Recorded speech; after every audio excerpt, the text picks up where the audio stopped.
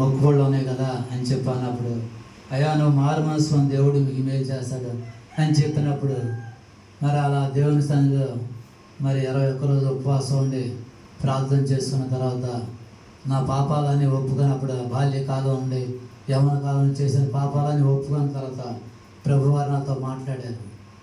నాతో మాట్లాడినప్పుడు అప్పుడు 2 గంటల నుండి 6 గంటల వరకు మోకాళ్ళ మీద ప్రార్థన చేశాను.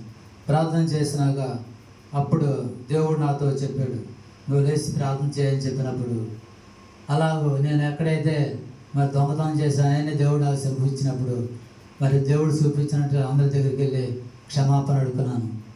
అలా క్షమాపణ కాళ్ళు పట్టుకొని కన్నీటితో నా భార్యని అన్నదమ్మని అందరినీ క్షమాపణ అడిగా. ఎక్కడే దొంగతనం చేశాను గుడివాళ్ళు వాళ్ళందరి దగ్గరికి క్షమాపణ అడిగినాక అప్పుడు నా హృదయంలో నెమ్మది ఆనందం వచ్చింది. తర్వాత మా 2 అమ్మాయిలు కూడా ప్రభువులోకి వచ్చారు, చక్కగా మారుమనసు పొందారు. మరి పెద్దమ్మ అయితే సరిగ్గా నడిచేది కాదు, మరి మారుమనసు పొందిన కొంత దేవుడు నడిపిస్తున్నాడు. అలాగూ కొన్ని దినాలు ప్రార్థన చేసిన తర్వాత దేవుడు మా గుడి వాళ్ళ సొంత ఇల్లు ఇచ్చారు. మరి ఆవిడ వివాహం కోసం ప్రార్థన చేసినప్పుడు దేవుడే మరి కోమట్ల కుటుంబాలనే ప్రభు నమ్మకాలను తీసుకొచ్చారు. అలాగే మా కుటుంబం అంతా మరి చక్కగా మరి భక్తిలో కొనసాగడం దేవుడు కృప చూపించాడు. నేను ఎప్పుడైతే మారు మనసు పొందానో ఇక అప్పటి నుంచి సినిమా చూడాలని కానీ, తిట్టాలని మనసు కానీ, టీవీ చూడాలని మనసు అనేది లేదు. ఇప్పటికి 25 సంవత్సరాలైంది నేను సినిమా చూసి. అలాగే నా హృదయాన్ని అంతరంగాన్ని దేవుడు మార్చేశాడు. అలా 18 సంవత్సరాలు మన ప్రభుత్వ గారి దగ్గర మంచి భక్తి చేశాను. ఆయనే సేవకుడిగా అభిషేకించారు. ఉద్యోగం చేస్తా సేవ చేసేవాడిని. మళ్ళా 2018లో మన సావాస నాయకులు ఐజక్ గారిని 2 సార్లు దర్శనం చూపిస్తే అప్పుడు ఉద్యోగం మానేసి మరి సావాసానికి వెళ్ళడం దేవుడు కృప చూపించారు.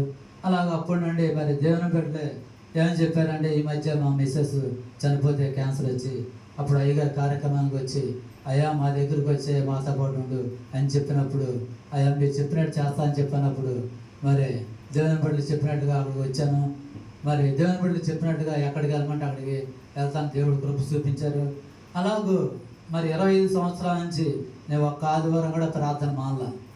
ఎన్ని శ్రమలు వచ్చినా, ఇంట్లో ఎన్ని శోధనలు వచ్చినా ప్రార్థన అనేది ఇప్పటికి మానలా. అలాగూ మరి దేవునికి ఇష్టంగా ఉన్నాను కనుక దేవుడు నాకు ఇష్టమని చేశాడు. ఇంకా భక్తిలో ఎదగాలని, దేవునికి నమ్మకంగా ఉండాలని, సహవాసం నమ్మకం ఉండాలని మా కొరకు ప్రార్థన చేస్తుంది. దేవుని బట్టి మనం చేసాం. చిన్న సాక్షి దేవుడు దీవించిన కాక. అవును.